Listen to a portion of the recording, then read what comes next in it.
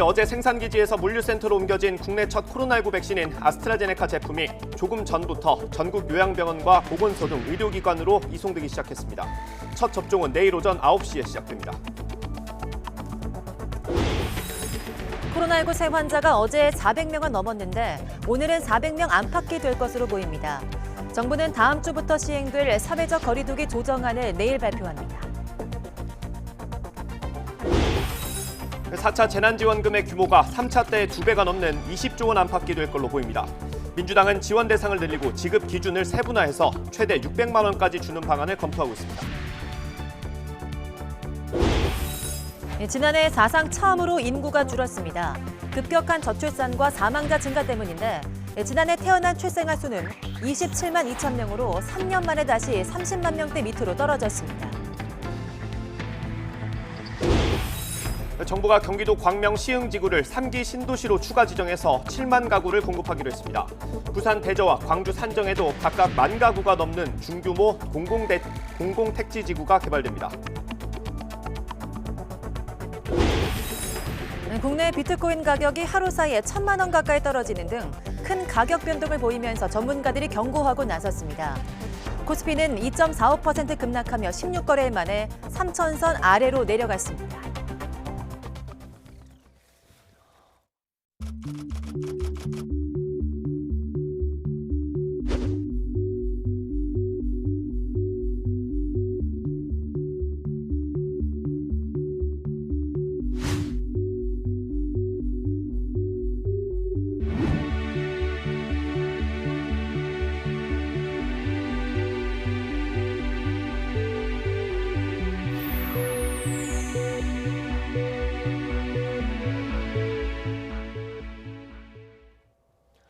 여러분 안녕하십니까? 2월 25일 굿모닝 YTN 시작합니다. 어제 물류센터에 도착한 코로나19 백신이 오늘 새벽부터 전국의 보건소와 요양병원으로 이송되고 있습니다. 내일 오전 9시부터는 역사적인 첫 접종이 시작됩니다. 취재기자 연결해서 자세히 알아보겠습니다. 김주환 기자. 네, 사회부입니다. 백신 배송은 이미 시작됐죠? 네, 그렇습니다. 첫 배송은 오전 5시 50분부터 시작됐습니다. 당초 예정됐던 시간보다 20분 정도 늦어진 겁니다. 첫 출발 차량은 모두 6대로 경남 지역 5곳, 경북 안동 지역 1곳에 오전 중으로 도착할 예정입니다. 그리고 잠시 뒤 오전 6시 20분 경기 지역으로 2대, 그리고 6시 30분에 경기 지역으로 6대가 각각 출발할 예정입니다. 제주도의 경우 배편으로 배송이 이송 중인데 목포항을 출발한 배가 잠시 뒤에 제주도에 도착할 것으로 전해졌습니다. 앞서 어제 안동 공장에서 출하된 첫 백신 물량은 전용 컨테이너로 냉장 운송용 5톤 트럭에 담겨 군가경찰의 호송을 받으며 이천 물류센터로 옮겨졌습니다. 이동 중에는 통합관제센터가 각 운송 차량에 위치한 온도 그리고 백신 수송 용기의 온도를 실시간으로 점검하는 등 저온 유통 유지에 이상이 없도록 관리했습니다. 물류센터에 도착한 백신은 전국 요양병원과 보건소 1909개소로 배송하기 위한 재분류와 포장 작업을 끝냈습니다. 네, 백신 접종은 언제부터 시작되는 거죠? 네, 역사적인 백신 접종은 내일 오전 9시부터 시작됩니다. 전국의 요양병원과 요양시설, 재활시설 등의 65살 미만 입소자와 종사자가 이번 백신 접종 대상자입니다. 이들 가운데 93.6%가 이미 접종 의사를 밝혔습니다. 백신을 맞기 전에는 반드시 의사의 예진을 받고 약품, 화장품, 음식, 그리고 다른 종류의 백신 접종에 대해서 알레르기 병력이 있는지를 예진표에 자세히 기록해야 합니다. 또 아나필락시스와 같은 심한 알레르기 반응이 있으면 접종을 받아서는 안 됩니다. 코로나19 감염이 의심되거나 체온이 37.5도씨 이상 되면 접종을 연기해야 합니다. 방역당국은 이번에 도입되는 백신 접종을 다음 달 안에 마무리한다는 계획입니다. 지금까지 사회부에서 전해드렸습니다. 네, 앞서 전해드린 대로 어제 국내 첫 코로나19 백신을 실은 수송 트럭은 이천 물류센터에 무사히 도착했습니다. 네, 어제 긴장 속에 진행된 첫 백신 출하와 운송 장면을 박희재 기자가 정리했습니다.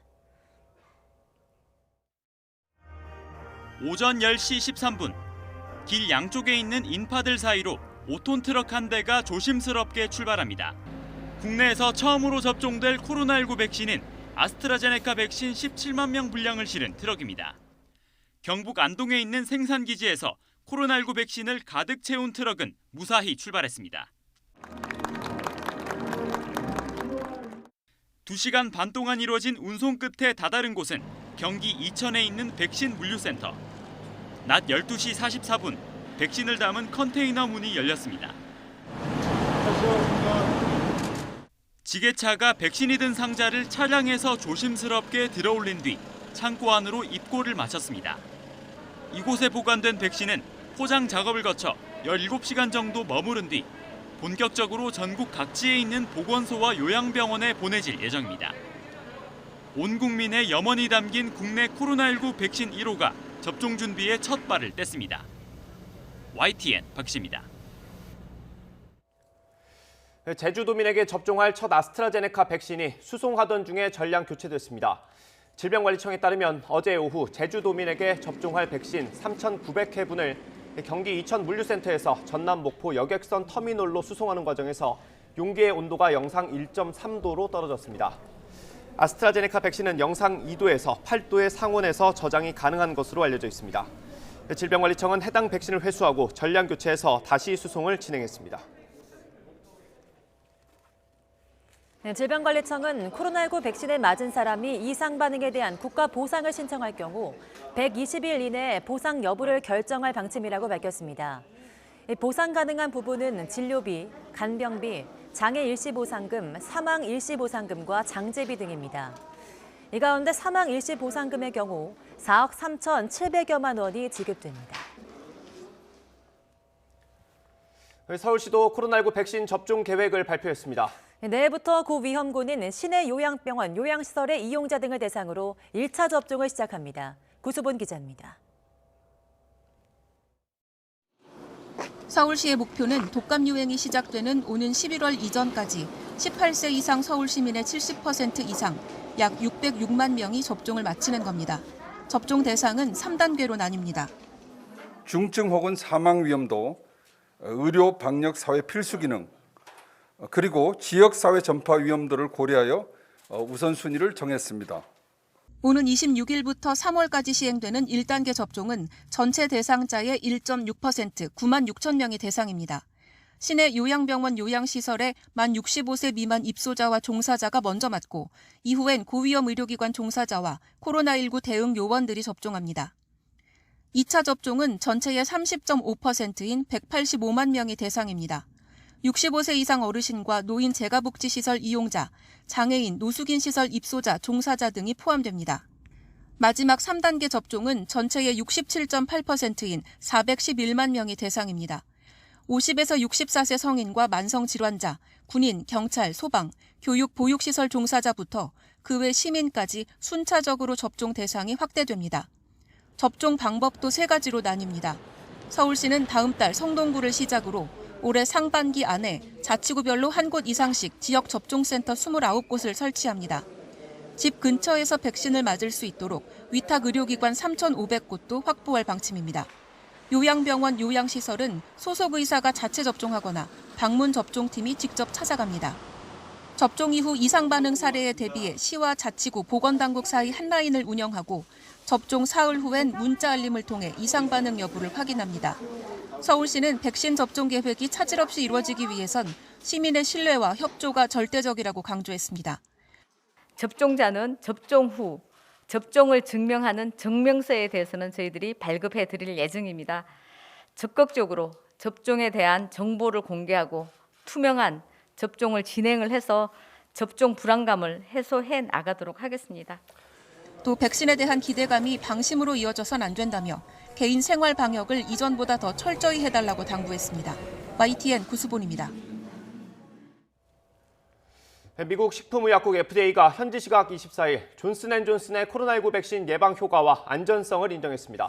이에 따라 존슨앤존슨 백신은 빠르면 이번 주 내에 화이자, 모더나 백신에 이어 3번째로 FDA 긴급 사용 승인을 받게 될 것으로 보입니다. 보도에 박상남 기자입니다.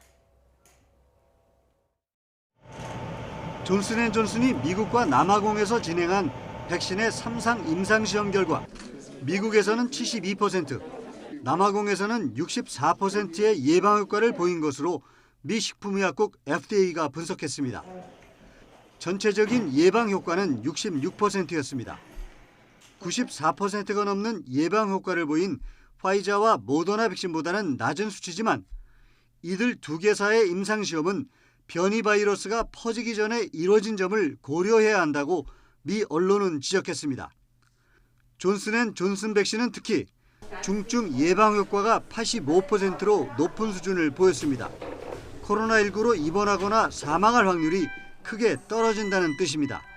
I think what you want from this vaccine is you want it to keep you out of the hospital, out of the intensive care unit, and to keep you from dying. And certainly all the vaccines, the Pfizer vaccine, the Moderna vaccine, and the Johnson & Johnson vaccine appear to do exactly that. 또 화이자나 모더나보다 확연히 경미한 부작용을 보였고 심각한 알레르기 반응은 한 건도 보고되지 않았다고 FDA는 밝혔습니다. 특히 다른 백신들과 달리 한 번만 맞으면 되는 데다 일반 냉장 온도에서 최소 3개월까지 보관할 수 있다는 점이 큰 강점으로 꼽혔습니다. FDA가 긍정적인 분석 결과를 내놓음에 따라 존슨앤존슨 백신은 오는 26일로 예정된 FDA 자문기구 회의를 거쳐 빠르면 27일 긴급 사용 승인을 받을 것으로 예상됩니다. YTN 박상남입니다. 네, 코로나19 감염 상황 알아보겠습니다. 광주에 있는 콜센터에서 집단 감염이 확인됐습니다. 여러 콜센터가 입주해 있는 건물에서 확진자가 나오면서 추가 감염 우려가 커지고 있습니다. 김범한 기자가 보도합니다. 무더기 확진 환자가 나온 건물입니다. 오메사 콜센터가 있는 4층이 즉시 폐쇄됐습니다. 입주해 있는 금융기관도 문을 닫았습니다. 지하 5층, 지상 15층의 이 건물에서 일하는 근로자만 1,500여 명에 이릅니다. 지표 환자를 시작으로 사흘 사이에 수십 명이 코로나19 양성 판정을 받았습니다. 직장 동료를 중심으로 가족과 접촉자 등입니다. 방역당국은 입주인은 모두가 검사를 받으라고 행정명령을 내렸습니다. 해당 콜센터에 대해서는 방역수칙 위반 여부를 조사하여 위반이 확인되는 경우 고발 등 엄정 조치를 하겠습니다. 접촉자로 분류된 자가 격리자만 200여 명에 가깝습니다. 방역당국은 건물 구내식당을 외부인도 많이 이용하는 것으로 조사됨에 따라 방문객은 검사를 받으라고 문자를 보냈습니다. YTN 김범환입니다. 평일이 되고 검사량이 늘면서 코로나19 신규 확진자는 다시 400명대로 늘었습니다. 정부는 감염 확산 추이를 분석해서 거리 두기 조정 방안을 내일 발표할 예정입니다. 김도원 기자입니다. 코로나19 하루 신규 확진자 수가 사흘 만에 다시 400명대로 늘어났습니다. 국내 발생이 417명으로 어제보다 118명 늘어났습니다. 최근 일주일간 하루 평균 427명이 발생한 셈으로 지난주보다 줄긴 했지만 여전히 거리 두기 2.5단계에 해당하는 수치입니다. 수도권이 70%로 대부분이지만 광주 콜센터, 경북 의성군 가족 모임 등 각지에서 산발적 집단 감염이 이어지고 있습니다. 감염 경로를 알 수 없는 사례도 여전히 20%를 웃돌고 거리 두기 완화의 영향으로 감염 규모가 다시 확산될 가능성도 배제할 수 없습니다. 최근 추이를 보면 검사 건수에 따라 주말에는 확진자 수가 줄고 평일에는 늘어나는 모습입니다. 방역당국은 환자 감소 추세를 유지해야 거리 두기 단계 상향을 피할 수 있다며 방역 수칙을 지켜달라고 강조했습니다. 마스크 착용을 했음에도 불구하고 감염되는 경우 손을 통한 감염 전파가 원인일 수가 있습니다. 씻지 않은 손으로 마스크를 만지거나 고쳐 쓰면서 코로나19에 감염될 수 있습니다. 수도권 2단계, 비수도권 1.5단계인 지금의 거리 두기 조치는 오는 28일 종료됩니다.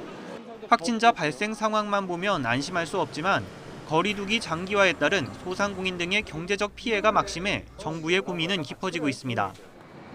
정부는 최근의 감염 추세를 좀 더 분석한 뒤 다음 주부터 시행할 거리 두기 방안을 내일 발표할 계획입니다. YTN 김도원입니다. 국내 코로나19 새 환자가 다시 증가할 조짐을 보이는 가운데 어제도 전국 곳곳에서 환자가 잇따랐습니다. 방역당국과 서울시 등 각 지방자치단체에 따르면 어제 0시부터 밤 9시까지 전국에서 코로나19 양성 판정을 받은 새 환자는 총 333명으로 집계됐습니다. 이에 따라 오늘 0시 기준으로 발표될 새 환자 수는 400명 안팎이 될 것으로 보입니다. 코로나19 변이 바이러스의 국내 유입을 차단하기 위해서 정부가 영국발 항공편 운항 중단 조치를 다음 달 11일까지 추가 연장하기로 했습니다. 방역당국은 오늘까지인 운항 중단 조치를 2주 더 연장하기로 했다고 밝혔습니다. 방역당국은 영국 등에서 코로나19 변이 바이러스가 유행하면서 지난해 12월 23일부터 일주일 동안 영국 런던을 출발하는 항공편 운항을 일시 중단했고 이후 계속 조치를 연장해왔습니다. 정부의 4차 재난지원금 규모와 대상이 조금씩 윤곽을 드러내고 있습니다. 지원 대상을 확대하고 지급 기준은 조금 더 잘게 나누는 게 이번 지원금 지급 계획의 핵심입니다. 전체 규모는 3차 재난지원금의 2배가 넘는 20조 원 안팎이 될 걸로 보입니다. 송재인 기자의 보도입니다. 더불어민주당과 정부는 일찍이 4차 재난지원금의 원칙을 더 넓고 두터운 지원으로 못 박았습니다. 지원 대상이 확대돼야 하는 건 물론이고 피해가 크다면 지원도 더 커져야 한다는 겁니다. 무엇보다도 경제적 피해가 집중된 취약계층에 대한 폭넓고 두터운 지원 대책 마련이 절실합니다. 이에 따라 당정은 우선 지원 업종 기준을 기존 3단계에서 5단계로 쪼개 더 정밀하게 지원하기로 했습니다. 기존에는 일반 업종과 영업 제한 업종, 집합금지 업종으로만 나눠 지원금을 정했지만 일반 업종은 매출 손실액에 따라 또 영업금지 업종은 거리두기 적용 시기에 따라 각각 2단계로 세분화해 차등 지원하는 방안을 논의하고 있습니다. 업종별 지원 금액도 기존 최대 300만 원에서 600만 원까지 늘리는 방안을 검토하고 있습니다. 지원 대상 역시 확대됩니다. 일반 업종의 지원 기준선을 기존 연매출 4억 원 이하에서 10억 원 이하로 올리는 방안이 유력합니다. 또 근로자 수 5명 미만으로 명시됐던 서비스업 지원 기준도 완화될 것으로 보입니다. 지금 지난번에는 4억 미만, 5인 미만이었는데요. 그 5인 미만 사업장 수도 다소 이 사업자 수를 좀 늘려서 그 종사자 수를 좀 늘려서 지금 저희들이 검토하고 있습니다.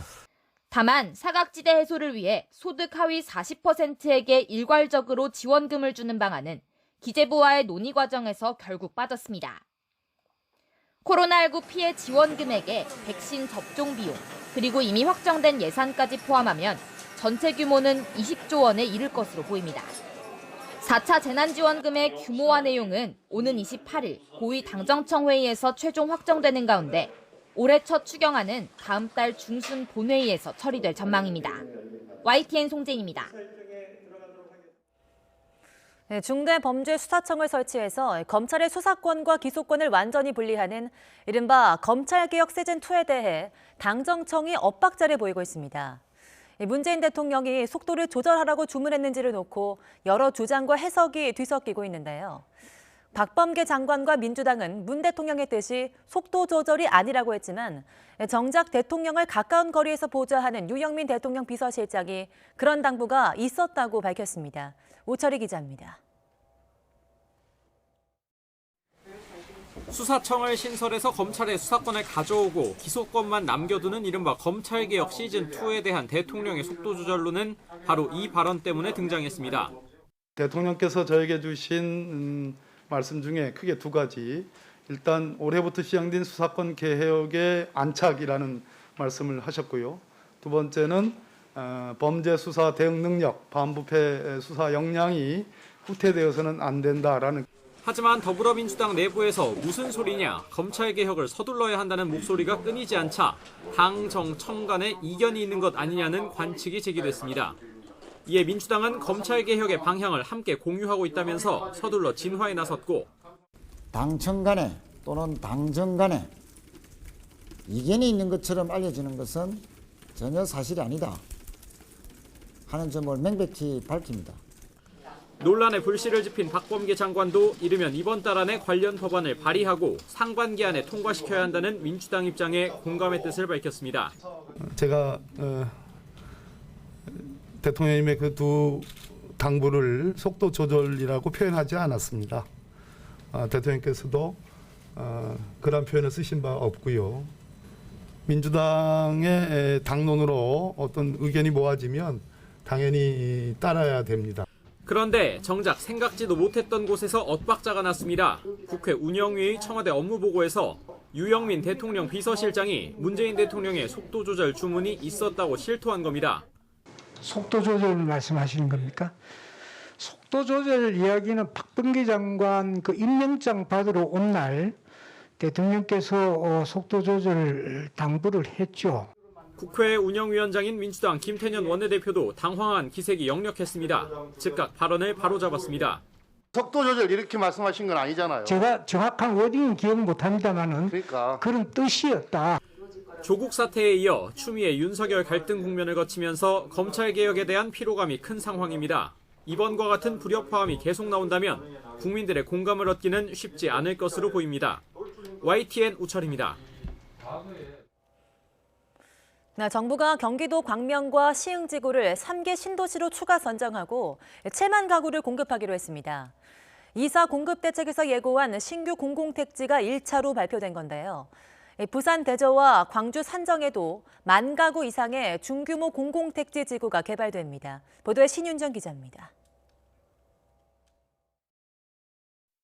서울 구로구와 금천구 등과 가까운 경기도 광명시와 시흥시 일대입니다. 정부는 이 지역 1271만 제곱미터를 6번째 3개 신도시로 추가 지정해 7만 가구를 공급하기로 했습니다. 서울 여의도 면적의 4.3배 규모로 3개 신도시 가운데는 최대 규모입니다. 정부는 서울 인근 서남부권의 주택 공급과 교통 여건 등을 고려해 신규 공공택지로 선정했다며 서울 주택 수요를 흡수할 것으로 기대했습니다. 기존 신도시 입지 등을 고려하여 광명 시흥지구를 6번째 3기 신도시로 선정하였습니다. 서울과 인접한 서남부 축의 발전 거점이 되는 자족 도시로 조성하겠습니다. 이를 위해 서울 도심까지 20분대로 접근할 수 있도록 신도시를 남북으로 관통하는 도시 철도를 건설하는 등 철도 중심의 대중교통 체계를 구축하기로 했습니다. 정부는 또 부산 대저와 광주 산정 등 지방 중규모 공공택지 2곳도 확정해 각각 18,000가구, 13,000가구를 공급하기로 했습니다. 부산 대저지구의 경우 부산 연구개발특구와 연계해 배후 주거지 기능을 하도록 청년 창업주택 등을 최대한 공급할 계획입니다. 광주 산정지구는 광주형 일자리 사업과 연계해 양질의 주거지로 조성하기로 했습니다. 부산, 광주 모두 연구개발특구와 산업단지 배후 주거지로 공급되는 공통점이 있는 만큼 지역산업 활성화에 어느 정도 일조할 것으로 보입니다. 정부는 신규 공공택지와 주변 지역 등을 토지거래 허가구역으로 지정하고 투기 수요는 철저히 차단하기로 했습니다. 이번에 발표한 1차 신규 공공택지는 오는 2023년 사전 청약을 하고 2025년부터 차례대로 입주자를 모집하게 됩니다. 정부는 4월쯤 나머지 15만 호 규모의 신규 택지 후보지도 추가로 발표하는 등 이사 대책의 후속 조치를 속도감 있게 이어갈 계획입니다. YTN 신윤정입니다.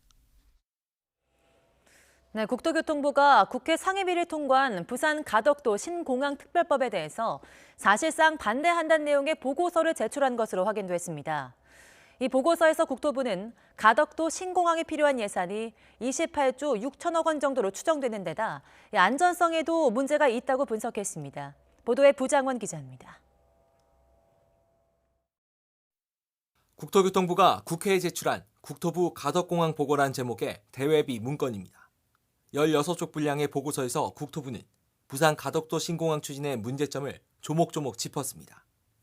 먼저 신공항의 안정성과 관련해 국토부는 진해비행장과 공역이 겹치고 김해공항 관제 업무가 복잡해져 안전사고 위험성이 크게 증가하는 등 당초 신공항 건설 목적과 배치된다고 우려했습니다.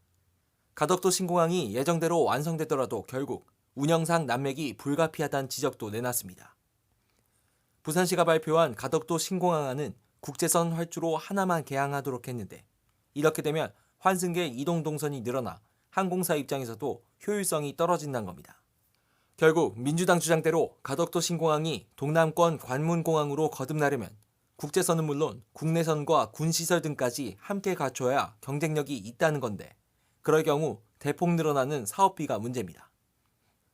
당초 부산시 계획대로 국제선만 개항하더라도 사업비가 12조 8천억 원 이상 드는 데다 국내선과 군시설까지 포함하게 되면 총 사업비가 28조 6천억 원으로 2배 이상 늘어날 것으로 국토부는 내다봤습니다.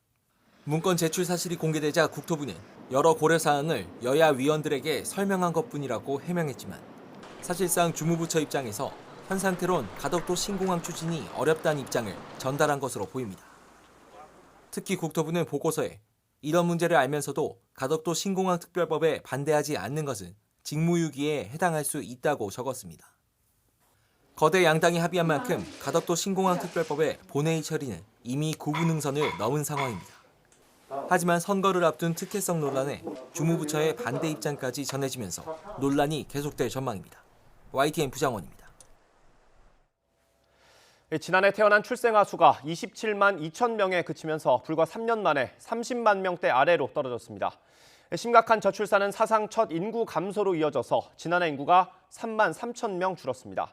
코로나19 영향으로 혼인 건수 감소율도 사상 최고를 기록하면서 저출산과 고령화에 따른 인구 감소는 한층 가속화될 것으로 우려됩니다. 보도에 오인석 기자입니다. 급격한 저출산은 지난해 출생아 수를 20만 명대로 끌어내렸습니다. 지난해 태어난 신생아는 27만 2,400명에 그쳤습니다. 2000년 64만 명이던 한 해 출생아 수는 2002년 이후 15년 동안 40만 명대를 유지하다 2017년 30만 명대로 떨어졌고 불과 3년 만에 20만 명대로 하락했습니다. 여성 1명이 평생 낳을 것으로 예상되는 합계 출산율은 0.84명으로 전년보다 0.08명 감소했습니다.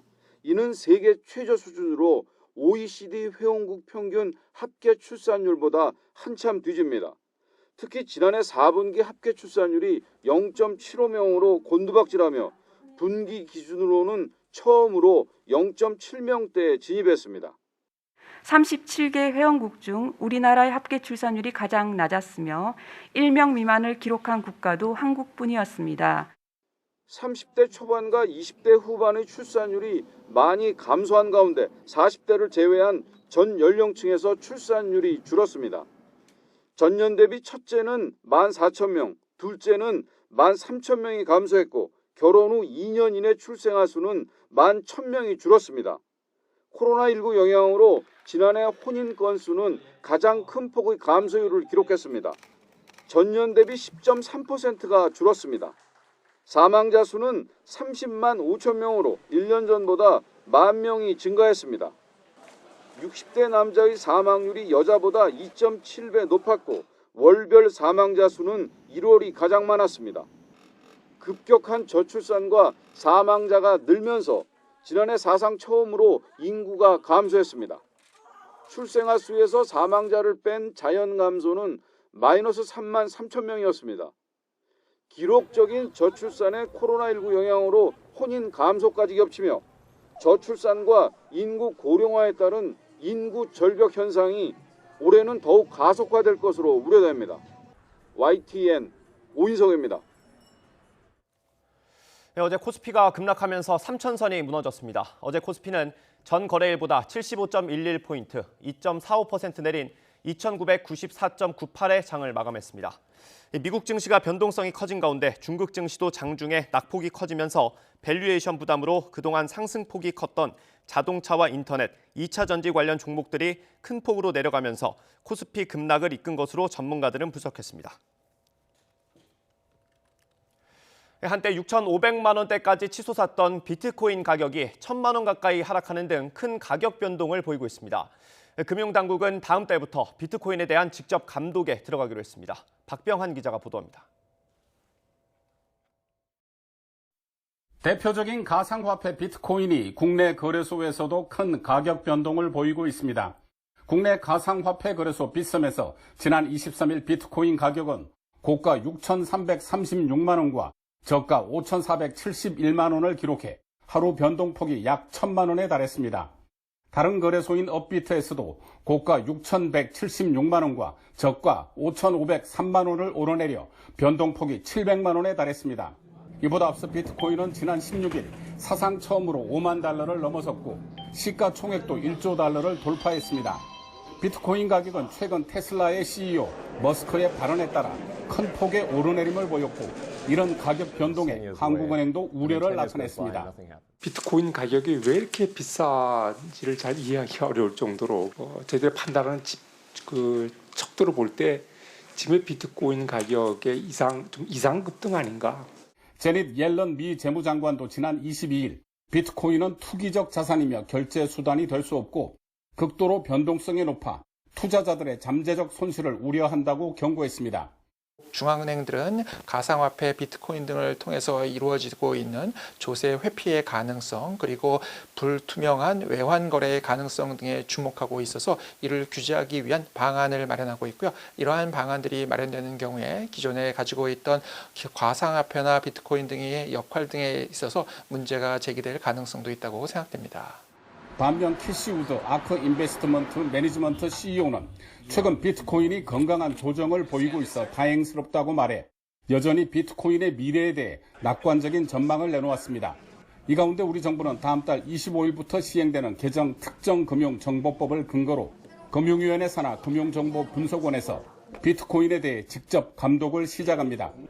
이에 따라 업비트 등 가상자산 거래소들은 거래자의 신원 확인을 해야 하고 의심거래나 고액 현금 거래가 있을 때 보고해야 합니다. YTN 박병헌입니다. 국가대표 출신 축구 스타 기성용이 과거 후배에게 성폭력을 가했다는 폭로가 나왔습니다. 이에 대해 기성용 측은 사실 무근이라고 밝혔습니다. 종목별로 폭로가 이어지는 가운데 문체부는 운동부 폭력 근절 대책을 내놨습니다. 서봉국 기자의 보도입니다. 축구선수 출신인 C씨와 D씨는 전남의 한 초등학교에서 축구부 생활을 하던 지난 2000년 선배인 A, B씨로부터 성폭력을 당했다고 폭로했습니다. 실명을 밝히지 않은 A는 기성용이었고 변호사 측은 B씨도 프로까지 경험한 선수 출신이라고 밝혔습니다. 또 공소시효가 지나 형사 책임을 묻기 어려운 만큼 가해자들의 진정성 있는 사과를 원한다고 덧붙였습니다. 기성용의 소속팀 FC 서울과 에이전트 측은 선수와 확인 결과 사실 무근이라며 법적 대응도 불사하겠다는 입장입니다. 본인은 전혀 그런 사실이 없다. 면밀하게 한번 체크는 해봐야 될 필요성은 있을 것 같고 그렇습니다. 대구에서 시작된 학교 폭력 이슈가 사적 안가품으로 악용될 수 있다는 우려 속에도 종목별 확대 조짐을 보이면서 정부도 직접 나섰습니다. 학교 폭력 이력을 공유해 관련 경력이 있는 선수는 대학, 프로, 대표팀에서 뽑지 않기로 했고 스포츠윤리센터 3, 4월 집중 신고 기간을 운영하는 한편 제재 지침도 마련하기로 했습니다. 폭력을 저지르고도 승승장구하는 사례가 없도록 하겠습니다. 성적 지상주의를 유발하는 평가 시스템을 개선하고 인권이 보장되는 훈련 환경을 만들겠습니다. 체육 특기자의 실적 평가는 팀 성적이 아닌 개인별 평가로 바뀌고 모든 종목 경기가 주말에만 이루어질 수 있는 주말 리그제도 시행합니다. 하지만 선수 징계 이력 등의 통합 공유 관리는 과거에도 개인정보보호 위반이나 인권 침해 소지가 적지 않았던 부분인 만큼 실효성은 여전히 의문입니다. YTN 서봉국입니다. 국토부가 현대차의 코나 전기차 화재에 대해서 배터리 문제가 의심된다고 발표했습니다. 우선 현대차가 낸 계획서대로 다음 달 말에 배터리 모두를 교체하기로 했습니다. 조용성 기자가 보도합니다. 현대차의 코나 전기차 화재는 알려진 것만 모두 15건. 넉 달째 조사를 이어간 국토부는 배터리 내부 합선으로 화재가 발생할 가능성이 있다고 밝혔습니다. 인위적으로 배터리에 불을 낸 실험 영상이 앞서 코나 전기차 화재 모습과 비슷하고 지난해 3월부터 업데이트한 배터리 시스템에 로직 오류가 확인됐다는 점을 들었습니다. 최근 대구 화재 차량 조사 결과 화재는 배터리 셀에서 발생된 것으로 보여지고 내부 양극 탭부의 일부 화재가 소실된 것으로 확인하였습니다. 이에 배터리를 제조한 LG 에너지 솔루션은 강하게 반발했습니다. 국토부가 원인으로 의심한 음극 탭 접힌 관련 재현 실험에서 불이 나지 않았고 배터리 시스템에 로직 오류가 일어난 이유는 LG 에너지 솔루션이 제안한 급속 충전 로직을 현대차에서 잘못 적용했기 때문이라고 강조했습니다.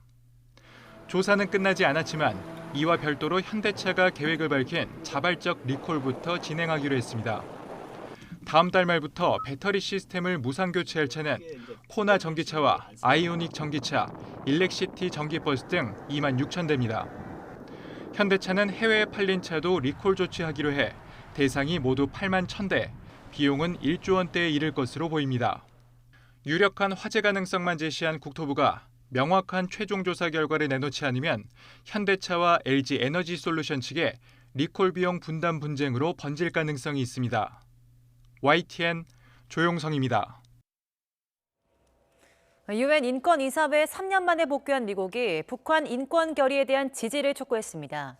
윌리엄 번스 중앙정보국 CIA 국장 지명자는 북한을 위협 국가로 지목했습니다. 워싱턴 강태욱 특파원이 보도합니다. 토니 블링컨 국무장관이 차기 인권이사회 이사국에 선출되도록 노력하겠다고 밝혔습니다. 그러면서 회원국들의 지지를 요청했습니다. 인권이사회를 탈퇴한 지 3년여 만입니다. 특히 북한과 시리아에서 계속되고 있는 인권 침해를 다루는 결의안을 인권이사회가 지지할 것도 촉구했습니다. 통상 매년 3월에 상정되는 북한 인권 결의안을 염두에 둔 것입니다. We encourage the Council to support resolutions at this session addressing issues of concern around the world, including ongoing human rights violations in Syria and North Korea, the lack of accountability for past atrocities in Sri Lanka, and the need for further investigation into the situation in South Sudan. 미국은 버락 오바마 전 대통령이 취임한 뒤 인권이사회 이사국으로 선출된 이래 2010년부터 2018년까지 북한 인권 결의의 공동 제안국으로 참여해왔습니다. 하지만 도널드 트럼프 전 행정부는 이스라엘에 대한 불균형적 시각을 이유로 2018년 6월 인권이사회를 탈퇴했습니다.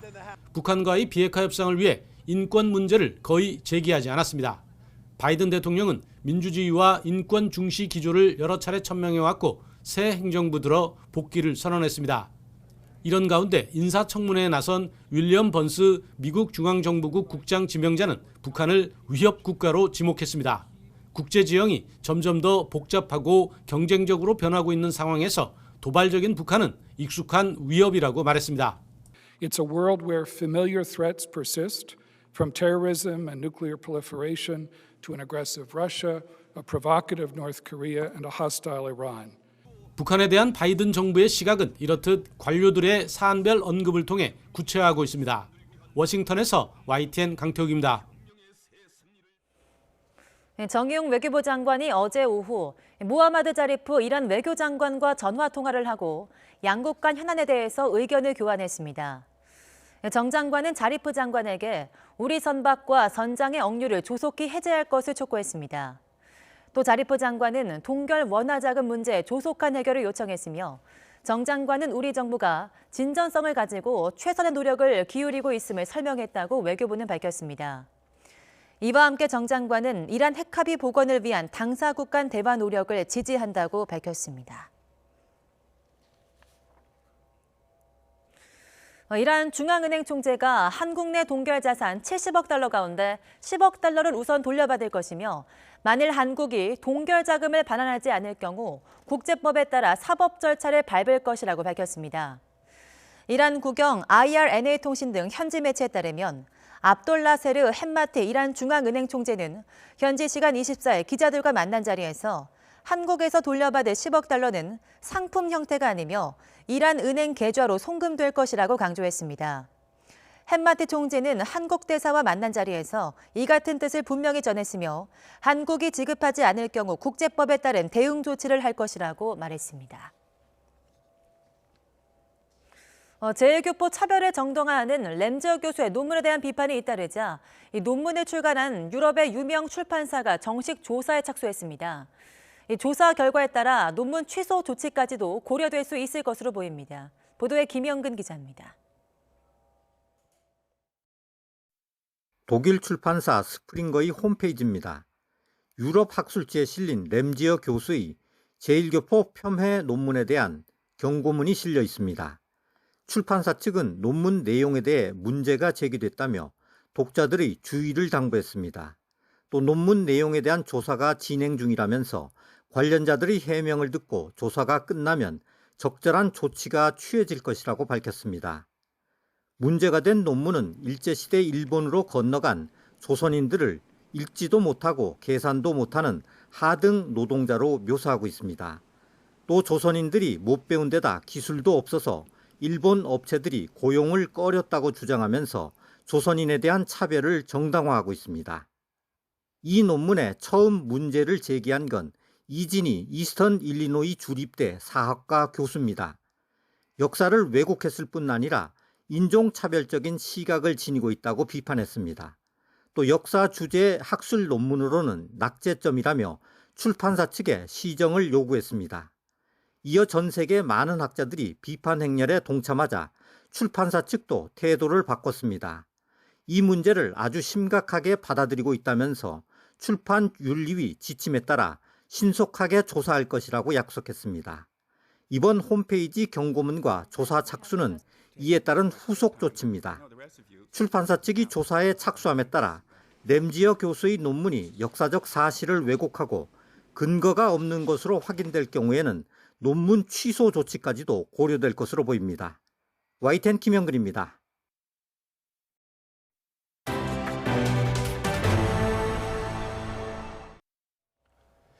내일은 음력 1월 15일 정월 대보름으로 한 해의 풍요와 건강을 기원하는 중요한 명절입니다. 하지만 올해는 코로나19로 인해서 달집 태우기와 달맞이 등 주요 대보름 행사가 온라인으로 진행됩니다. 정혜윤 기자입니다. 1년 중 첫 번째 보름달은 다른 보름달과 달리 대보름달로 불립니다. 슈퍼문처럼 크기가 커서가 아니라 그만큼 중요한 명절로 여겼기 때문입니다. 정월 대보름이 한 해의 풍요와 건강을 결정한다고 여겼고 액을 막고 복을 기원하는 행사를 열었습니다. 질병과 근심이 없어지기를 바라는 마음을 담은 달집 태우기, 농악대가 집집을 돌며 땅에 신을 달래고 복을 비는 지신 밟기, 논이나 밭에 불을 놓아 해충을 태워 없애는 쥐불놀이 등이 대표적입니다. 또 가족 친지가 한데 모여 대보름달을 보며 소원을 비는 달맞이 행사도 빠지지 않습니다. 하지만 올해는 코로나로 인해 정월 대보름 행사도 온라인으로 옮겨왔습니다. 문화재청과 국립민속박물관, 서울 북촌문화센터 등에서는 달맞이와 대보름맞이 세시 행사를 온라인으로 생중계합니다. 또 YTN의 공식 유튜브 채널에서는 대보름달이 떠오르는 모습과 함께 인간의 달 탐사, 달에 얽힌 풍속 등을 설명할 예정입니다. 올해 정월 대보름달은 서울을 기준으로 금요일 오후 5시 5분에 떠오릅니다. 하지만 이때는 완벽히 둥근 달이 아닌 약간 덜 찬 보름달이 떠오를 것으로 보입니다. 달의 공전궤도가 타원이기 때문에 sak에서 망일 때까지의 시간은 항상 일정하지 않습니다. 이번 정월 대보름처럼 달이 지구에서 먼 원지점을 돌아왔을 때는 보름날인 음력 15일에 덜 찬 보름달이 뜨고 정월 대보름달보다 더 둥근 달은 대보름 다음 날인 토요일 오후 6시 16분부터 볼 수 있습니다. YTN 정혜윤입니다.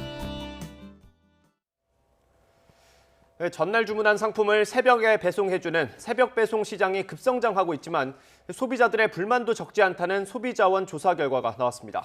배송 지연 피해가 있었지만 6개 가운데 5개 업체가 보상 기준을 따로 마련해 놓지 않았고 상품 정보 제공도 미흡했습니다. 차유정 기자입니다. 온라인 장보기가 생활화하면서 새벽 배송 시장도 폭발적으로 성장했습니다.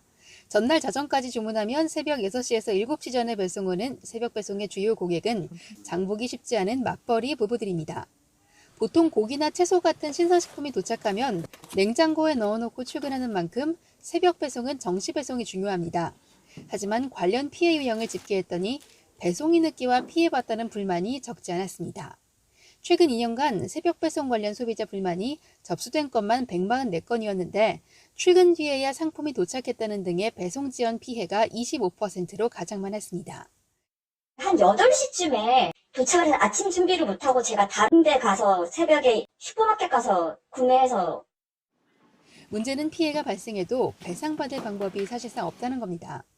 소비자원이 새벽 배송을 하는 주요 6개 업체 이용 약관을 봤는데 5개 업체가 배송 시한 초과 시 구체적인 보상 기준을 마련하고 있지 않았습니다.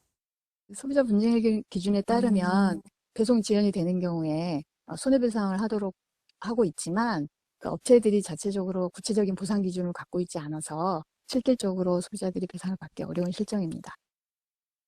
이외에도 주문한 고기가 살코기 대신 지방이 너무 많은 상품이 왔거나 달걀이 전부 깨져 있었는데도 교환을 거절당한 사례도 있었습니다. 상품 표시 정보도 미흡해 유통기한이나 제조 연월일 등을 제대로 표시한 상품이 조사 대상의 40%에 그쳤습니다. 새벽 배송 상위 3개 업체 가운데선 소비자들은 쿠팡에 가장 높은 점수를 줬고 쓱닷컴과 마켓컬리 순이었습니다. YTN 차유정입니다. 군사 쿠데타로 촉발된 미얀마 사태를 평화적으로 해결하려는 아세안 국가들의 외교적인 노력이 가시화하고 있습니다. 미얀마 군부를 설득해 조기 총선을 치르는 방안이 논의되고 있는 것으로 전해졌는데 미얀마 시민들은 군부의 즉각 퇴진을 요구하고 있어서 절충점을 찾기가 쉽지 않아 보입니다. 이동환 기자입니다. 인도네시아와 태국, 미얀마 군부의 외교 장관들이 어제 태국 방콕에서 회담을 가졌습니다. 아세안 10개국 가운데 미얀마 사태의 평화적 해결에 주도적으로 나서고 있는 인도네시아의 외교적 노력으로 마련된 자리였습니다. 구체적인 논의 내용은 알려지지 않았습니다. Indonesia akan terus melanjutkan komunikasi dengan semua pihak agar dapat berkontribusi bagi penyelesaian masalah di Myanmar. 앞서 인도네시아가 아세안 회원국들에게 미얀마의 새 총선이 공정하게 치러질 수 있도록 선거 감시단을 보내는 방안을 제안했다는 언론 보도에 비추어 조기 총선 실시 문제가 논의됐을 가능성이 큽니다. 인도네시아 외교장관은 미얀마 군부뿐 아니라 문민정부 측과도 사태 해결을 위한 집중적인 논의를 하고 있다고 밝혔습니다. 하지만 미얀마의 인도네시아 대사관과 태국 대사관 앞에선 항의 시위가 이어졌습니다. 총선 재실시는 군부 쿠데타의 정당성을 부여하는 것이라며 반대 입장을 분명히 했습니다.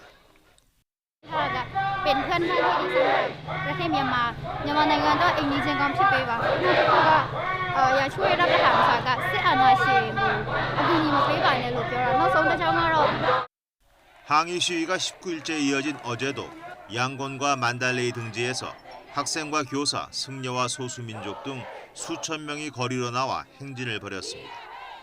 만달레이에서는 지난 20일 총에 맞아 숨진 10대의 장례식이 거행됐습니다. YTN 이동원입니다. 네, 오늘 출근길 하늘은 흐리지만 하루 사이 공기가 다시 부드러워졌습니다. 지금 현재 서울 기온은 1.2도로 영상권을 보이면서 크게 춥지 않은데요. 오늘 낮 동안에도 기온은 10도 안팎까지 오르면서 봄의 한 발짝 성큼 다가서겠습니다. 하지만 충청과 남부지방에 계신 분들은 오늘 오전부터 내일까지 비 예보가 나와 있어서 나오실 때 우산 잘 챙겨주셔야겠습니다. 레이더 화면을 살펴보면 지금 서해상에서 비구름이 다가오면서 호남 해안에는 비가 내리기 시작했습니다. 했는데요. 오전 사이에는 호남 지방에, 낮 동안 충청과 그 밖의 남부 지방으로 비가 확대하겠습니다. 예상되는 비의 양은 제주도에 모레까지 최고 80mm, 산간에는 150mm 이상의 많은 비가 오겠고요. 충청 이남 지방은 내일까지 5에서 40mm의 비가 내리겠습니다. 또 오늘 오후부터 제주도와 남해안에는 바람이 강해지면서 초속 25m 이상 순간 돌풍이 불겠습니다. 강풍으로 인한 시설물 피해 없도록 주의하시기 바랍니다. 오늘 전국 하늘은 흐리지만 낮 동안 10도 안팎을 보이며 포근하겠습니다. 서울과 대전의 낮 기온은 9도, 광주 10도, 부산은 12도로 어제와 비슷하겠습니다. 당분간 예년 기온을 웃돌며 추위 걱정은 없겠고요. 3일절인 다음 주 월요일에는 전국에 비가 내릴 전망입니다. 오늘과 내일 충청과 남부지방에 비가 내리긴 하지만 비의 양이 적어서 건조함을 완전히 해소하기엔 부족하겠습니다. 따라서 내륙 곳곳에 건조특보는 계속 유지될 것으로 보이는데요. 화재 사고 발생하지 않도록 계속해서 불조심해 주시기 바랍니다. 지금까지 YTN 최현미입니다. 어제 생산기지에서 물류센터로 옮겨진 국내 첫 코로나19 백신인 아스트라제네카 제품이 조금 전부터 전국 요양병원과 보건소 등 의료기관으로 이송되기 시작했습니다. 첫 접종은 내일 오전 9시에 시작됩니다. 코로나19 새 환자가 어제 400명을 넘었는데 오늘은 400명 안팎이 될 것으로 보입니다. 정부는 다음 주부터 시행될 사회적 거리두기 조정안을 내일 발표합니다. 4차 재난지원금의 규모가 3차 때 2배가 넘는 20조 원 안팎이 될 걸로 보입니다. 민주당은 지원 대상을 늘리고 지급 기준을 세분화해서 최대 600만 원까지 주는 방안을 검토하고 있습니다. 지난해 사상 처음으로 인구가 줄었습니다. 급격한 저출산과 사망자 증가 때문인데 지난해 태어난 출생아 수는 27만 2천 명으로 3년 만에 다시 30만 명대 밑으로 떨어졌습니다.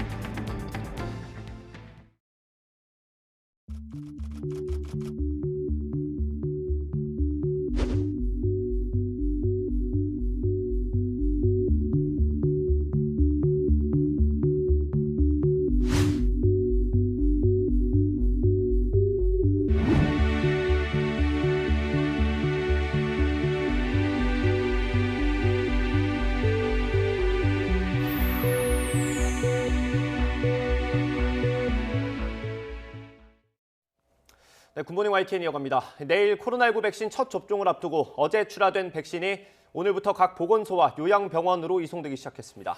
출하 때와 마찬가지로 안전 이송과 보관을 위해 군과 경찰이 총출동했습니다. 네, 백신이 도착할 예정인 보건소에 저희 취재기자가 나가 있습니다. 연결해 보겠습니다. 박기영 기자. 네, 경기도 수원시 권성구 보건소에 나와 있습니다. 네, 현장 굉장히 분주하게 움직일 것 같은데요. 상황 어떻습니까? 네, 지금 이곳 보건소는 새벽 5시쯤부터 직원들이 출근해 백신을 받기 위한 준비 작업을 한창 벌이고 있습니다. 또 국내 첫 코로나19 백신 접종을 하루 앞둔 만큼 취재진 수십 명이 이곳에 나와 열띤 취재 열기를 보이고 있습니다. 조금 전 5시 50분쯤부터 경기도 이천에서 전국 보건소와 접종병원으로 백신 이송이 시작됐습니다. 이곳에 도착하는 건 아침 7시 반쯤으로 예상되는데요. 1톤 냉장 트럭에 실려 봉인된 채 이곳에 도착할 백신은 모두 5박스, 500명이 맞을 수 있는 분량입니다. 앞뒤로 군과 경찰의 호송을 받으며 이곳에 도착하면 정문에서 보건소 직원들이 복인 등 확인 절차 등을 거쳐 백신을 건네받고 바로 보건소에 있는 보관 냉장고로 옮겨집니다. 마찬가지 방식으로 전국 요양병원과 보건소 등 1,900개소로 백신 이송이 시작돼 앞으로 나흘 동안 진행될 예정입니다. 내일부터는 본격적인 접종이 시작되죠. 네, 그렇습니다. 내일 오전 9시부터 역사적인 첫 코로나19 백신 접종이 시작됩니다. 전국의 요양병원과 재활시설 등 5천여 곳의 만 65세 미만 입소자와 종사자가 그 대상자입니다. 오늘부터 백신 접종 시스템에서 이름과 주민등록번호를 입력하면 본인이 접종 대상인지 아닌지 확인할 수 있는데요. 백신을 맞겠다고 의사를 밝힌 사람은 전체 대상자의 93.6%로 28만 9천여 명입니다. 아스트라제네카 백신의 경우 자체 접종과 방문 접종 등 두 가지 방식으로 이뤄집니다. 백신을 맞기 전에는 반드시 의사의 예진을 받고 백신 접종과 관련해 알레르기 병력이 있는지를 자세히 확인해야 합니다. 또 코로나19 감염이 의심되거나 체온이 37.5도 이상이 되면 접종을 연기해야 합니다.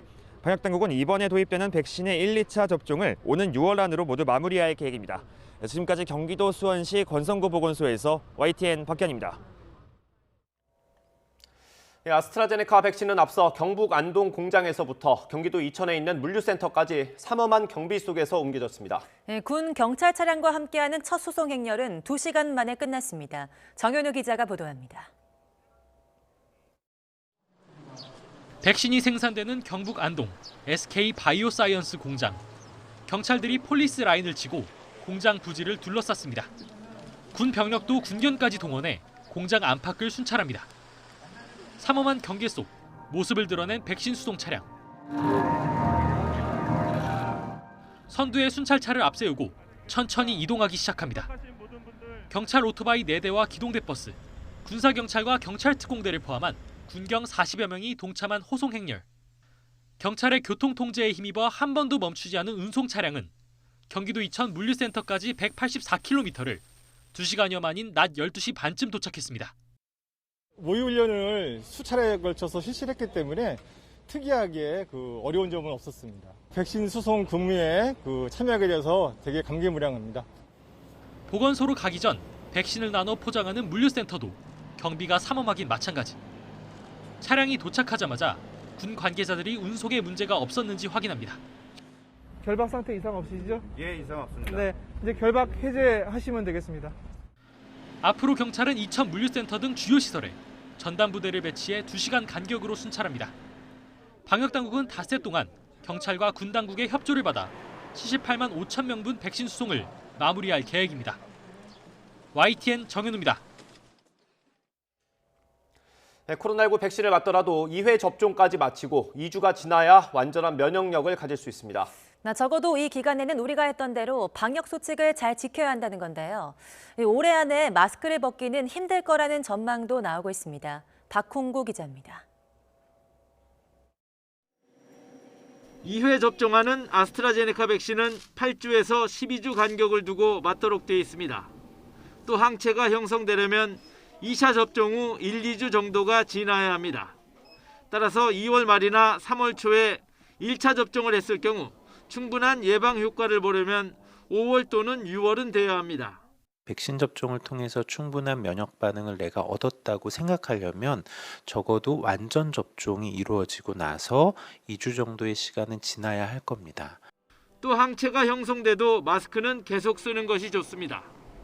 정부 계획대로 국민 70%가 백신을 맞더라도 전파 속도가 빠른 변이 바이러스와 개인별 면역력 차이를 고려할 때 올해 안에 집단 면역에 도달하기는 힘들 것이라고 전문가들은 예상했습니다. 완전한 의미의 집단 면역이 형성되고 코로나가 있기 전의 상황으로 돌아가는 건 아마 조기에는 좀 어려울 거라고 생각합니다. 조기라 함은 아마도 올해 안을 이야기하는 것이 될 것 같은데요. 백신 접종 후 이상 반응이 나타나 국가 보상을 신청할 경우 정부는 120일 이내에 보상 여부를 결정할 방침입니다. 사망보상금은 4억 3천여만 원 지급되고 이상 반응에 대한 진료비 신청 기준도 이전엔 30만 원 이상만 가능했으나 코로나19 백신 접종에 한해 30만 원 미만 소액이라도 보상하기로 했습니다. 또 중증 알레르기 반응인 아나필락시스에 대응하기 위해 접종 기간에는 전용 치료제를 비치하기로 했습니다. 이런 가운데 정은경 질병청장은 요양병원이나 시설에 65세 미만 입소자나 종사자 모두가 코로나19 백신 첫 접종 대상이라고 말해 특별히 1호 접종자를 정하지 않겠다는 뜻을 밝혔습니다. YTN 박홍구입니다. 국내 코로나19 새 환자가 다시 증가할 조짐을 보이는 가운데 어제도 전국 곳곳에서 환자가 잇따랐습니다. 방역당국과 서울시 등 각 지방자치단체에 따르면 어제 0시부터 밤 9시까지 전국에서 코로나19 양성 판정을 받은 새 환자는 모두 333명으로 집계됐습니다. 이에 따라 오늘 0시 기준으로 발표될 새 환자 수는 400명 안팎이 될 것으로 보입니다. 코로나19 방역 대응을 위한 사회적 거리두기 단계와 방역 수칙 조정안이 내일 발표됩니다. 지난 15일부터 적용 중인 현행 거리두기 단계는 오는 28일 종료됩니다. 정부는 지난 2주간의 코로나19 유행 상황을 면밀히 검토해서 거리두기 단계뿐 아니라 5인 이상 사적 모임 금지 등 주요 방역 조치에 대해서도 조정을 검토 중입니다. 정부가 코로나19 방역 수칙을 위반한 사람에게 부과하는 과태료를 인상하는 방안을 검토하고 있습니다. 방역당국은 과태료 상한선을 지금의 배 수준인 20만 원으로 인상하는 방안을 검토하는 걸로 알려졌습니다. 현행 감염병 예방법에 따르면 집합 제한 금지 조치를 위반할 경우 또 버스와 열차, 항공기 등에서 마스크를 착용하지 않은 경우 등에 대해 10만 원 이하의 과태료를 부과할 수 있습니다. 더불어민주당과 정부가 더 넓고 두텁게 코로나19 피해를 지원하자는 원칙에 따라 4차 재난지원금 규모를 놓고 막판 조율에 나섰습니다. 당정은 우선 일반 업종의 지원 대상을 확대하는 방안을 긍정적으로 검토하고 있습니다. 구체적으로 일반 업종의 지원 기준선은 기존 연매출 4억 원 이하에서 10억 원 이하로 올라가고 서비스업 지원 기준은 근로자 수 5인 미만보다 더 확대될 것으로 전망됩니다. 이와 함께 당정은 피해 지원 기준을 일반 업종과 영업 제한 업종, 영업 금지 업종 등 기존 3단계에서 5단계로 나눠서 피해 정도에 따라 정밀하게 지원하고 최대 600만 원까지 지급하는 방안을 검토하고 있습니다. 조희연 서울시 교육감이 사회적 거리두기 2.5단계까지는 등교 인원을 전체의 3분의 2로 확대하자고 제안했습니다. 또 학교 방역을 위해서 교사들의 백신 접종이 4월부터 가능하도록 2단계 백신 계획에 포함해달라고 요청했습니다. 신현준 기자입니다. 조희연 서울시 교육감은 YTN에 출연해 거리두기 최고 수준인 3단계가 아니면 등교 인원을 3분의 2까지 늘리자고 정부에 제안했습니다. 현재 교육부 등교 지침은 거리두기 2단계와 2.5단계에서 일부 예외를 빼면 3분의 1 등교가 원칙인데 이를 3분의 2로 늘리자는 겁니다. 만일에 3월 2일부터 2.5 단계가 된다면 갑자기 학사 일정을 바꿔야 됩니다. 그래서 이제 그런 문제도 있기 때문에 2.5 단계에도 그냥 3분의 2 기조를 유지하자. 근거는 설문조사 결과입니다. 서울 학부모 4명 중 3명이 거리두기 3단계 미만에서 3분의 2 등교에 찬성하는 것으로 나타났습니다. 교사도 찬성이 55%로 반대보다 많았습니다. 찬성 이유는 학교 생활 적응이 가장 많았고 반대 응답자는 학교 내 거리두기 어려움을 가장 많이 이유로 꼽았습니다. 중학교 1학년 매일 등교에 대해선 예비 중1 학부모의 71.8%가 찬성했지만 다른 학년 학부모나 중학교 교사는 찬성이 반대보다 약간 많았습니다. 이에 따라 중1의 등교 확대는 학교 여건에 따라 자율적으로 결정하도록 했습니다. 조 교육감은 또 등교 확대를 위해선 선생님들에 대한 백신 접종이 우선돼야 한다고 강조했습니다. 저희 생각 같은 4월 정도라도 2단계의 백신 계획을 좀 조정하는 기회가 있다면 좀 그렇게 해주시기를 저희가 요청드리고 있습니다. 서울시교육청은 또 올해도 방역 인력 9,000명을 지원하고 학교 기본 운영비의 10%를 방역 예산으로 편성하도록 의무화했다고 설명했습니다. YTN 신현주입니다. 미국 식품의약국 FDA가 현지 시각 24일 존슨앤존슨 코로나19 백신의 예방 효과와 안전성을 인정했습니다. 이에 따라 존슨앤존슨 백신은 내일 FDA 자문기구 회의를 거쳐서 27일 화이자와 모더나 백신에 이어 세 번째로 미국에서 긴급 승인을 받을 것으로 보인다고 미국 언론들이 전했습니다. 미국과 남아프리카 공화국에서 4만 4천여 명을 대상으로 진행한 존슨앤존슨 백신의 3상 임상시험 결과 미국에서는 72%, 남아공에서는 64%의 예방 효과를 각각 보인 것으로 FDA는 분석했습니다. 특히 코로나19가 악화해 중증으로 발전할 위험을 85% 줄여서 높은 중증 예방 효과가 있는 것으로 나타났습니다. 전 세계에서 가장 빠른 속도로 코로나19 백신 접종이 이루어지고 있는 이스라엘이 4월을 완전한 일상 복귀 목표 시점으로 제시했습니다.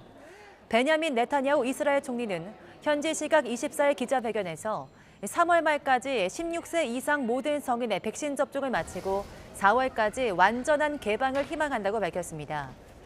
이스라엘은 지금까지 전체 인구의 약 49%에 달하는 453만 명이 1차 접종을 마쳤고 34%인 314만 명은 2회 접종을 마쳤습니다.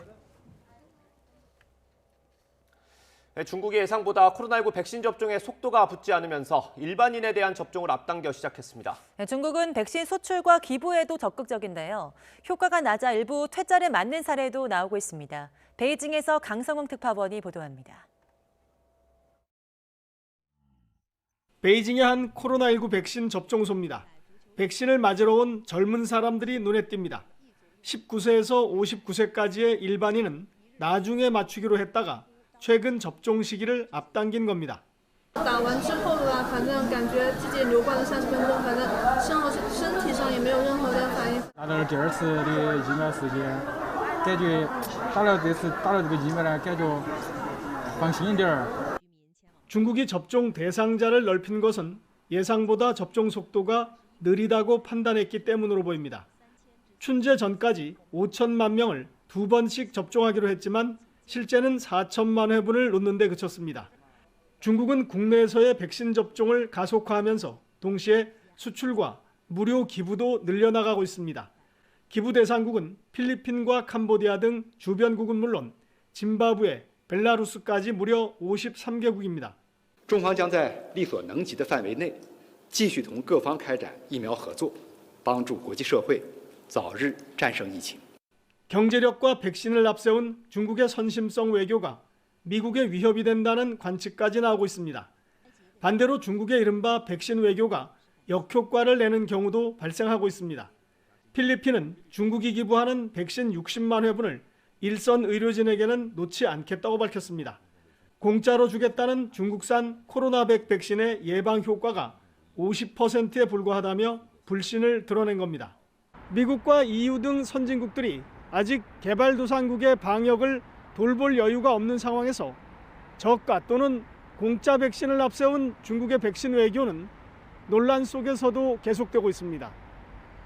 베이징에서 YTN 강성웅입니다. 이성윤 서울중앙지검장이 김학의 전 법무부 차관 불법 출국 금지 의혹과 관련해 검찰로부터 2차례 공식적인 출석 요구를 받았지만 모두 거부한 것으로 확인됐습니다. 이 지검장이 참고인에서 피의자로 전환된 만큼 체포영장 청구를 포함한 강제 수사 가능성도 제기되고 있습니다. 강희경 기자의 보도입니다. 김학의 전 법무부 차관의 불법 출국 금지 의혹 사건을 수사하는 검찰이 이성윤 서울중앙지검장에게 소환을 통보했습니다. 설 연휴를 전후해 전화 등으로 출석 일자를 조율하다 이 지검장에 대한 고발장이 접수돼 신분이 참고인에서 피의자로 전환되자 정식 출석 요구서를 보낸 겁니다. 그러나 이 지검장은 시일이 촉박하다는 등의 이유로 불출석 사유서를 제출해 소환 조사는 무산된 것으로 확인됐습니다. 이성윤 지검장은 김 전 차관 불법 출국 금지 의혹 사건과 관련해 수사 외압 의혹을 받고 있습니다. 앞서 수원지검 안양지청은 지난 2019년 김 전 차관 측에 출국 금지 정보가 유출된 의혹을 수사하는 과정에서 불법 출국 금지 정황을 포착해 수사하려 했지만 무산됐습니다. 최근 공익신고서를 통해 과거 대검 반부패 강력부가 압력을 행사해 수사가 중단됐다는 정황이 드러났고 당시 반부패 강력부장은 이성윤 지검장이었습니다. 검찰은 이미 당시 대검 반부패부 소속이던 문홍성 수원지검장과 김형근 서울 북부지검 차장검사 등도 참고인 조사를 마쳤습니다. 의혹 제기가 잇따르자 이 지검장은 통상적인 지휘였다며 공개적으로 반박하는 입장문을 내기도 했습니다. 이 지검장이 2차례 소환에 불응하면서 이제 관심은 검찰 수사팀의 대응에 집중되고 있습니다. 원칙대로라면 체포영장 청구 등 강제 수사에 돌입할 가능성이 있습니다. 그러나 현직 검사장이라 부담이 클 수밖에 없고 검사의 범죄 혐의를 발견하면 고위공직자 범죄수사처에 이첩해야 한다는 법 규정도 걸림돌입니다. 마찬가지로 공수처 이첩 대상에 해당하는 이규원 검사에 대해서도 여러 차례 소환 조사가 진행된 만큼 구속영장 청구가 임박했다는 관측이 나옵니다. 이성윤 지검장이 피의자로 전환된 이상 검찰 조사를 피하기는 어려워 보이지만 소환 과정이나 조사 방식 등을 두고는 적잖은 잡음이 일 것으로 보입니다. 김학의 전 차관 사건 수사가 점차 윗선을 향하면서 검찰 내 긴장감도 고조되고 있습니다. YTN 강희경입니다.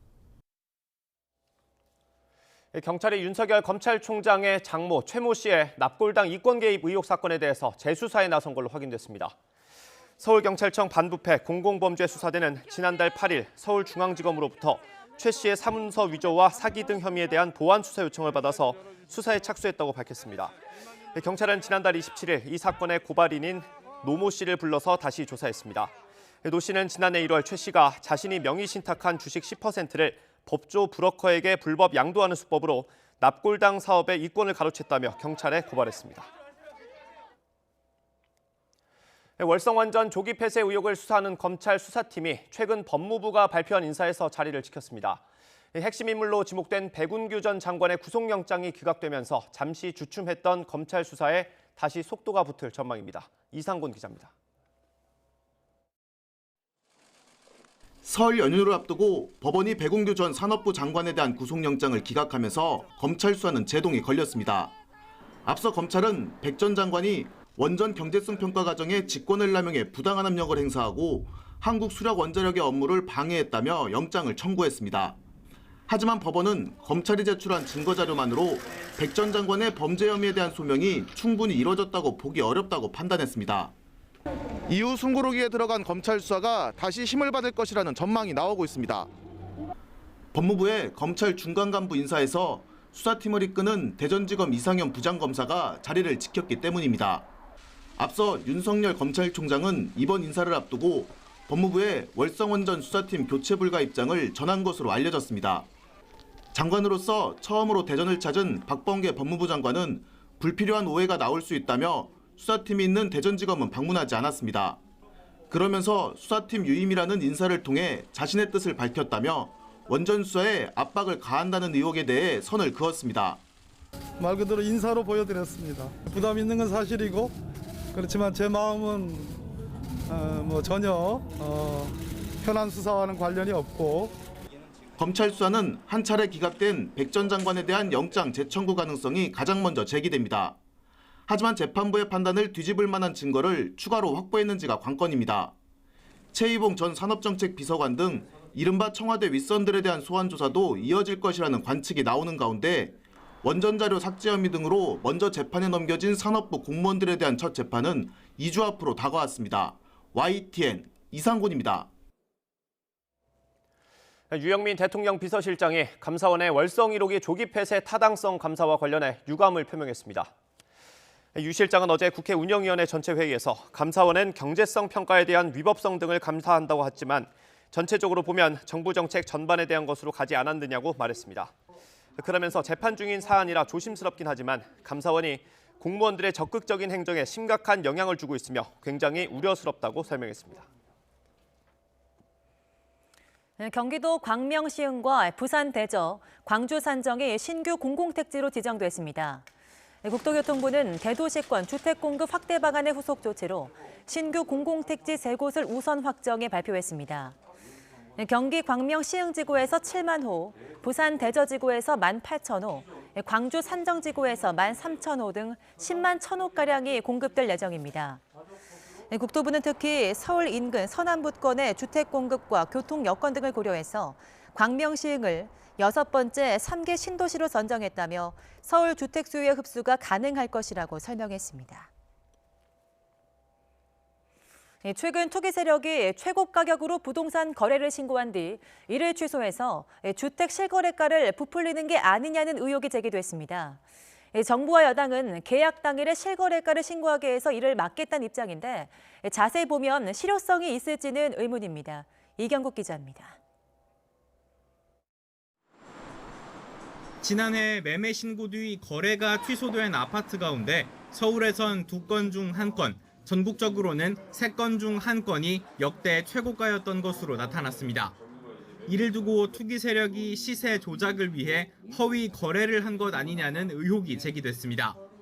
민주당은 부동산 실거래가 조작은 주가 조작과 다를 게 없는 범죄 행위라고 강조했습니다. 호가만 올리는 데서 그치지 않습니다. 온라인 부동산 사이트 등에 반영되지 않아서 실제 거래하는 사람이 피해를 본다는 점에서 매우 심각한 사안입니다. 민주당은 정부의 전수조사와 함께 과태료 이상의 강력한 대응을 주문했고 당 차원에서는 현행법상 계약일로부터 30일 안에 하게 돼 있는 부동산 거래 신고를 계약 당일에 하게 하는 방안도 추진한다고 밝혔습니다.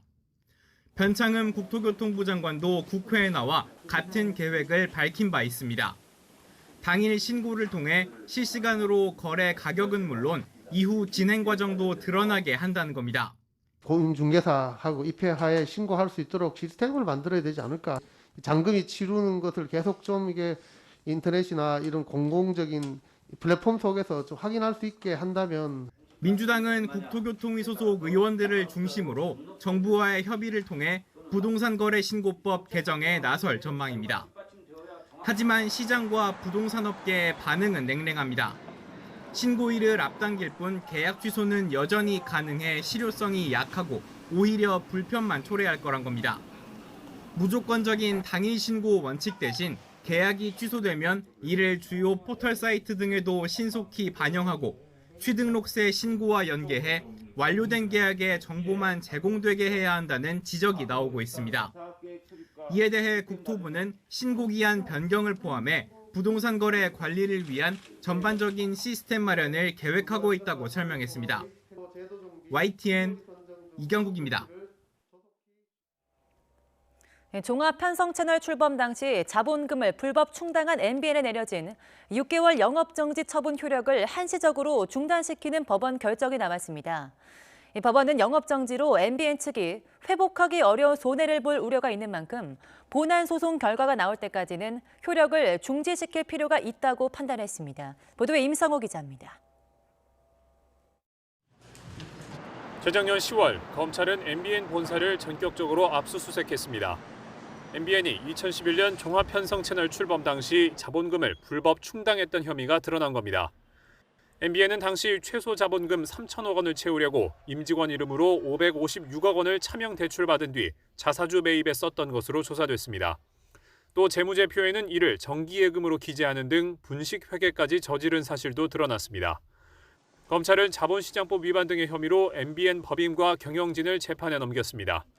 지난해 7월 1심 재판부는 이들의 유죄를 인정해 MBN 경영진들에게 징역형의 집행유예를, MBN 법인에는 벌금 2억 원을 각각 선고했습니다.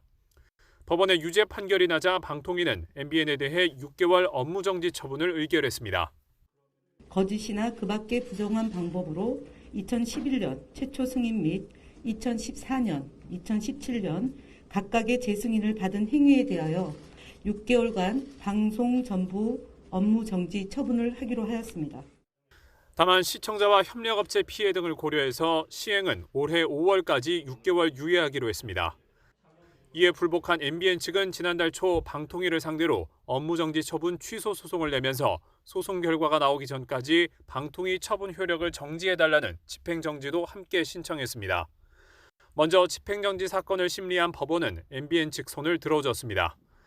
MBN이 업무정지로 회복하기 어려운 손해를 볼 우려가 있어서 이를 예방할 긴급한 필요가 인정된다고 판단한 겁니다.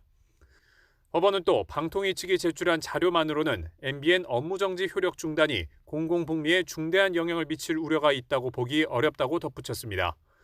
이로써 MBN은 당장 오는 5월부터 6달 동안 방송을 멈춰야 하는 사태는 일단 피할 것으로 보입니다.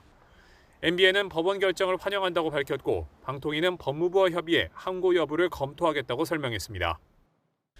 이번 집행정지 효력은 MBN 영업정지 처분 취소 소송 1심 판결이 나올 때까지 한시적으로 유지됩니다. 자본금 불법 충당은 인정하지만 업무정지는 과하다는 MBN 측과 MBN 출범의 위법성이 해소되지 않았다는 방통위 측의 법정 공방이 앞으로도 치열할 전망입니다. YTN 임성호입니다. 황희 문화체육관광부 장관이 보조금 지급의 기준이 되는 ABC협회 신문 발행 부수가 조작됐다는 의혹과 관련해 사무감사를 했다고 밝혔습니다.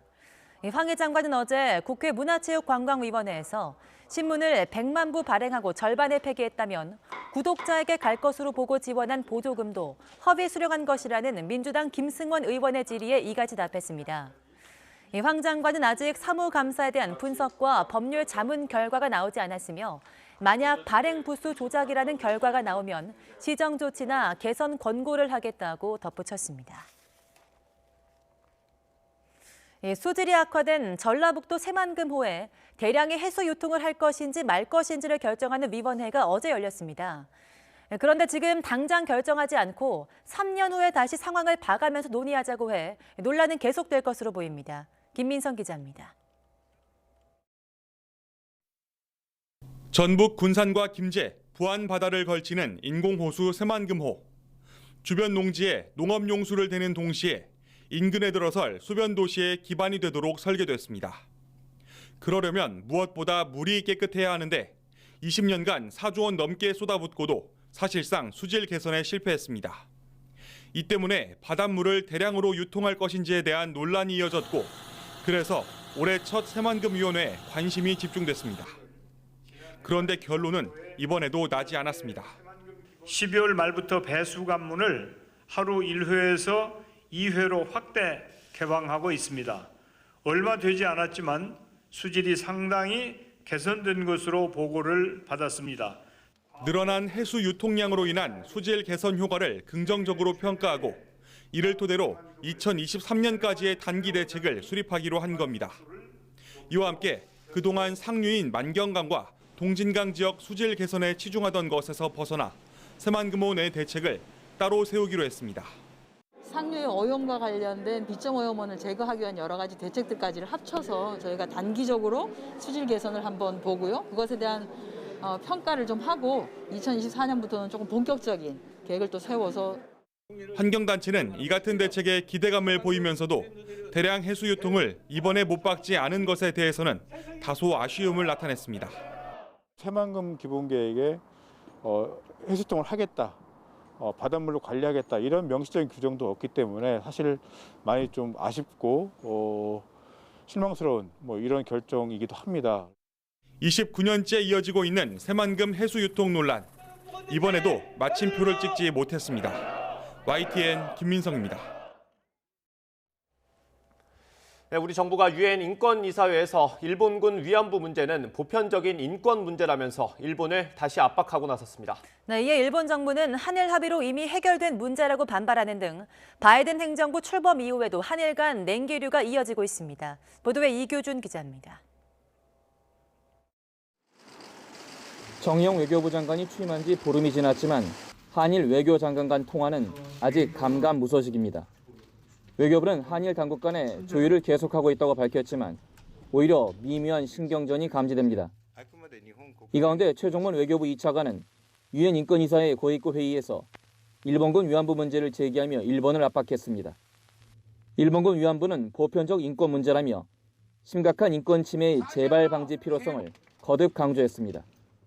The tragedy of the comfort woman must be addressed as a universal human rights issue, and the recurrence of such grave violations of human rights in conflict must be prevented. 이에 일본 정부는 2015년 한일 위안부 합의를 내세우며 즉각 반발하고 나섰습니다. 我が国としては慰安婦問題の最終的かつ不可逆的な解決を確認した日韓合意に照らし、このような発言は全く受け入れられません。 한편 사이버 외교사 절단 방크는 1923년 9월 간토 대지진 당시 조선인 학살 사건의 진상 규명을 촉구하는 국제청원에 들어갔습니다. 방크는 포스터 등을 통해 당시 일본 군경이 유언비어를 퍼뜨려 조선인 수천 명을 학살한 것을 아시아판 홀로코스트라고 지적했습니다. 방크는 간토 대지진 기억의 왜곡은 제1한국인 인종차별과 혐오로 이어질 수 있는 만큼 유엔의 진상규명이 필요하다고 강조했습니다. 방크가 이처럼 국제청원에 나선 데에는 제2, 제3의 램지어 교수의 등장으로 인한 역사 왜곡을 막겠다는 강한 의지가 실려 있습니다. YTN 이교준입니다. 서훈 국가안보실장이 전시작전 통제권을 최대한 이른 시일 안에 환수하는 것을 목표로 진행하고 있다고 밝혔습니다. 서훈 실장은 국회 운영위 전체 회의에서 한미 당국 간에 여러 협의를 진행하고 있다면서 이같이 말했습니다. 윌리엄 번스 미국 중앙정보국 CIA 국장 지명자가 중국과 경쟁하면서 적대적이고 약탈적인 리더십에 대응하는 것을 미국 국가안보의 핵심이라고 여긴다고 밝혔습니다.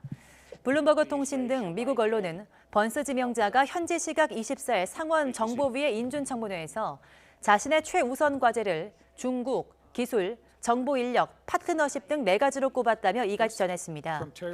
이 번스 지명자는 중국에 대해 특히 적대적이고 약탈적인 중국의 리더십은 미국의 가장 큰 지정학적 시험이며 중국과 경쟁에서 우위를 보이는 것은 다가올 수십 년간 국가 안보의 핵심이 될 것이라고 강조했습니다. 골프 황제 타이거 우즈가 교통사고를 당해서 두 다리를 심하게 다쳐 수술을 받았다는 소식 어제 전해드렸습니다. 사고 당시 우즈가 몰고 있던 차종이 덩달아 주목받고 있습니다. 김정회 기자입니다. 지금까지의 조사 결과 타이거 우즈는 사고 당시 과속을 한 것으로 보입니다. 경찰은 우즈가 가파른 내리막길 구간을 정상 속도보다 빠르게 달린 것으로 추정했습니다. 차량 앞부분과 범퍼가 완파됐을 정도의 큰 사고에도 살아남을 수 있었던 건 안전벨트를 매고 있었던 점, 차량의 안전성 때문이라고 밝혔습니다. 차량 앞면은 완파됐지만 차량의 쿠션 역할로 우즈가 살아남을 수 있었다는 설명입니다. The interior passenger compartment of the vehicle was intact. The airbags did deploy successfully. Again, he was wearing his seatbelt. I think this also kind of speaks to the marvel of modern automobiles and that they're much safer than they've ever been previously. 이 같은 조사 결과가 전해지면서 현지 언론들은 사고 경위와 함께 우즈가 몰던 차량을 집중 보도하고 있습니다. 당시 우즈가 몰던 차는 현대자동차의 스포츠 유틸리티 차량 제네시스 GV80. USA 투데이는 기사 제목에서부터 우즈가 몰던 차종을 언급하고 기본 사양과 가격 등을 자세히 소개했습니다. 이어 지프의 그랜드 체로키, 메르세데스 GLE, BMW X5와 링컨 에어비에이터와 경쟁하며 신뢰성과 장인 정신으로 찬사를 받았다고 전했습니다. 폭스뉴스도 관련 기사를 전하며 제네시스 GV80을 소개했고 워싱턴 포스트와 월스트리트저널도 경찰의 중간 조사 결과를 인용해 해당 차량의 안전성을 보도했습니다. GV80은 후륜 구동 기반 SUV로 10개의 에어백과 전방 충돌 경고 시스템, 회피 스티어링 기술, 운전자가 잠들면 알려주는 내부 카메라가 탑재되어 있습니다. 회사 측은 지난해 1월 출시 당시에 차체의 외부 충격에 강한 소재를 썼다고 강조한 바 있습니다. 우즈는 지난 주말 열린 미국 프로골프 제네시스 인비테이셔널 대회 주최자로 LA에 머물러 왔고 현대차로부터 GV80을 제공받아 이용해왔습니다. 대회 우승자인 맥스 호마도 부상으로 GV 80을 받았습니다. YTN 김정희입니다. 강원도에 있는 가금류 농장에서 4년 만에 다시 AI 조류 인플루엔자가 발생했습니다. 코로나19와 아프리카 돼지열병으로 이미 이중고를 겪고 있는 강원 지역은 AI까지 겹치면서 방역에 초비상이 걸렸습니다. 홍상욱 기자입니다. 강원도 원주시 귀래면 산란계 농장. 방역복을 입은 사람들이 서둘러 농장 안으로 들어갑니다. 농장 입구는 외부인 출입이 전면 통제됐습니다. 닭 17만 마리를 사육 중인 농장에서 최근 닷새간 350마리가 폐사했습니다. 농장주가 방역당국에 신고했고 검사 결과 고병원성 조류 인플루엔자가 의심되는 H5형 항원이 검출됐습니다. 강원 지역 가금류 농장에서 AI가 발생한 건 4년 만입니다. 해당 농장 반경 10km 내에는 344곳 농가에서 닭과 오리 등 가금류 97만여 마리를 사육 중입니다. 방역당국은 닭 17만 마리를 모두 긴급 처분하기로 했습니다. 강원도는 코로나19 외에도 아프리카 돼지 열병으로 인한 홍역을 치르고 있습니다. 여기에 조류 독감까지 덮치면서 말 그대로 삼중고를 겪고 있습니다. 아프리카 돼지 열병도 갈수록 남하하고 있습니다. 지난 22일 충청도와 경계지점, 강원 최남단 영월 지역에서 또다시 아프리카 돼지열병에 걸린 멧돼지 폐사체가 발견된 겁니다. ASF 바이러스를 막기 위해 2중, 3중으로 설치한 광역 울타리도 소용없었습니다. 지금 현재 야생 멧돼지가 강원도에서 610건이 넘게 발생하고 있습니다. 그렇지만 더 이상 농장에서 발생하지 않도록 농장 주변에 울타리를 설치하고 또 소독을 철저히 하고 코로나19의 아프리카 돼지열병 그리고 조류 인플루엔자까지 멈추지 않는 바이러스 전파에 농가들의 고통이 깊어지고 있습니다. YTN 홍석입니다. 30대 여성이 빌라 4층에서 어린 딸을 떨어뜨리고 스스로 뛰어내렸습니다. 어제 오후 3시 10분쯤 경북 구미시 진평동에 있는 한 빌라 4층에서 39살 A씨가 6살 딸을 4층 창문에서 떨어뜨렸습니다. 곧이어 A씨도 스스로 뛰어내렸고 간판에 머리를 부딪히면서 중상을 입었습니다. 모녀는 대구에 있는 대학병원으로 각각 옮겨졌지만 둘 다 생명에는 지장이 없는 것으로 확인됐습니다. 이른바 정인이 사건처럼 아동을 학대한 끝에 살해할 경우에는 지금의 살인죄보다 더 무겁게 처벌하는 법안이 국회 상임위 소위원회 문턱을 넘었습니다. 국회 법제사법위원회 법안심사소위는 이 같은 내용을 담은 아동학대범죄 처벌특례법 개정안을 통과시켰습니다. 개정안은 아동학대 살해죄를 신설해 형법상 살인죄 법정형인 징역 5년 이상보다 무거운 7년 이상의 징역에 처하도록 규정하고 있습니다.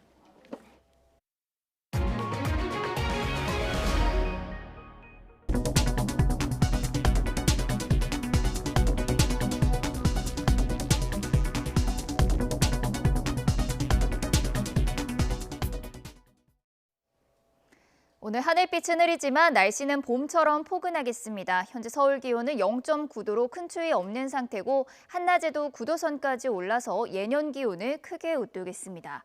오늘 충청 이남지방에 계신 분들은 우산도 챙기셔야겠습니다. 현재 비구름의 영향으로 호남지방에는 비가 내리고 있고요. 오후에는 충청 이남지방으로 점차 확대가 되겠습니다. 예상되는 비의 양은 제주도의 모레까지 최고 80mm, 산간에는 150mm 이상의 많은 비가 오겠고요. 충청 이남지방에는 내일까지 5에서 많게는 40mm에 그치겠습니다. 따라서 내륙의 건조함을 완전히 해소하기는 어려울 것으로 보입니다. 낮 동안 흐리지만 포근하겠습니다. 서울의 한낮 기온은 9도, 대구는 10도, 부산은 12도 선까지 크게 오르겠습니다. 당분간 추위 걱정 없겠고 다음 주 월요일에는 전국에 건조함을 해소해줄 단비가 내릴 전망입니다. 지금까지 날씨 정보였습니다. 오늘 굿모닝 YTN 여기서 마치겠습니다. 이어지는 뉴스에서 코로나19 백신 소송 상황 자세히 전해드리겠습니다. 시청해주신 여러분 고맙습니다.